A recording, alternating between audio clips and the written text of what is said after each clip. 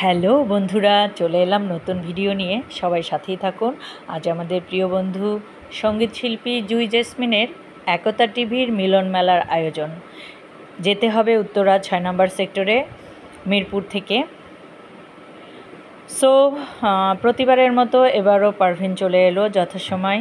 ওদিকে ফ্যান্সিকে 2 ঘন্টা আগে রেডি করে বসায় রাখছি। সে ফেড আপ। একটা সময় আমরা রেডি হয়ে বের হয়ে গেলাম। তারপর ফ্যান্সিকে পিক করলাম, রওনা করলাম উত্তরার দিকে। আলহামদুলিল্লাহ ভালোভাবে পৌঁছে গেলাম এবং গিয়েই সকল বন্ধুদের সাথে দেখা হলো। ভীষণ আনন্দ উল্লাসে হাই হ্যালো করলাম। তারপর গিয়েই লাঞ্চ আওয়ার শুরু হয়ে গেছে, খাওয়া দাওয়া শুরু করলাম। তারপর বন্ধুরা সবাই মিলে বেশ জম্পেশ খাওয়া হলো। এরপর সুমন, বন্ধু সুমন সবসময় মঞ্চ কাঁপিয়ে রাখে। তো আমরা অপেক্ষা করছি কখন সুমনের গান শুনবো। তারপর একটা সময় শুরু হলো মূল অনুষ্ঠান। তো আমরা মঞ্চের দিকে চলে গেলাম।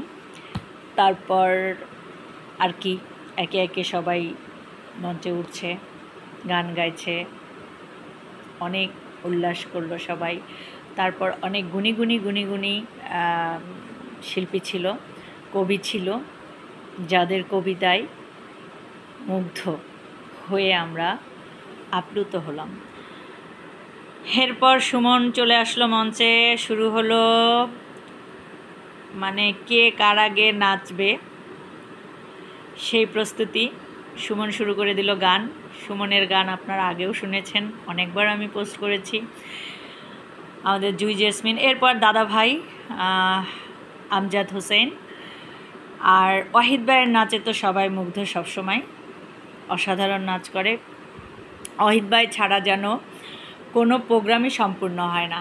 যেমন সে লিডারশিপ পালন করতে পারে, ঠিক তেমন মঞ্চ কাঁপিয়ে সবাইকে আনন্দ উল্লাসে মাথায় রাখতে পারে। আর সেই সাথে আমাদের স্যার চৌধুরী নাজমুল পারভেজ একজন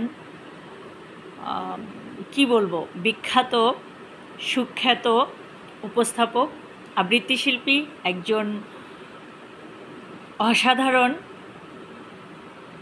মনোমুগ্ধকর লেখক, যার লেখায় সবসময় আমরা মুগ্ধ। বিশেষ করে আমি তো সবসময় তার লেখাকে পছন্দ করি। তো স্যার একটা কবিতা আবৃত্তি করলেন। আমরা সবাই মানে অডিয়েন্স তখন থমথমে অবস্থা। সে যখন কোনো একটা কবিতা বা কোনো একটা লেখা উপস্থাপন করেন তখন কাঁদতে হয়, সুখে অথবা দুঃখে, কষ্টে। মানে কবিতাগুলো কি বলবো, অসাধারণ হয়। তারপর ফ্যান্সি, নুরুজ্জামান, এদের নাচে তো পুরো মঞ্চ লাফাচ্ছে এবং পিছনে চলে গেছে ওয়াহিদ ভাই, জুই গান গাচ্ছে। আর মামুন একেবারেই বেকার, সে অহেতুক নাচানাচি করতেছে একা একা। ফ্যান্সি কিন্তু নুরুজ্জামানের সাথে। হ্যাঁ, তো মামুন ফাঁকি, অনেকটাই ফাঁকি ছিল। তারপরেও মামুনের গানে আমরা অনেক আনন্দ করেছি, ভীষণ মজা হয়েছে। এরপর মূল অনুষ্ঠান শেষ করে ফেরার পথ পালা, সবাই আমরা ফিরে যাচ্ছি। তো লিফটের মধ্যে সবাই যখন ঢুকছিলাম তখন এদেরকে ঢুকানোর পরে আমি যখন গেছি তখনই ক্রিক ক্রিক শব্দ শুরু হলো, মানে আর নেওয়া যাচ্ছে না, লোড বেড়ে গেছে।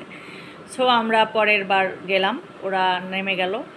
এরপর রেস্টুরেন্ট থেকে বের হয়ে চলে গেলাম রাস্তায়, সবাই বাইরে ফুচকা খাবো। হ্যাঁ, তারপর বেশ একটা দারুণ আয়োজন হলো। আমজাদ ভাই আমাদের ফুচকা খাওয়ালেন, সাথে ওয়াহিদ ভাই তো আছেই। মানে এত এত ভালোবাসা এদের কাছ থেকে যে মানে কোথায় রাখি সেই জায়গাও মানে ভরপুর, আলহামদুলিল্লাহ। তো জীবনের জন্য আসলে আয়োজনটা ভীষণ প্রয়োজন। যখন যেভাবে যে পরিবেশে থাকবেন সেটাকে মানিয়ে নিয়ে আনন্দ উপভোগ করবেন। আনন্দটা সত্যিই ভালো থাকার জন্য প্রয়োজন।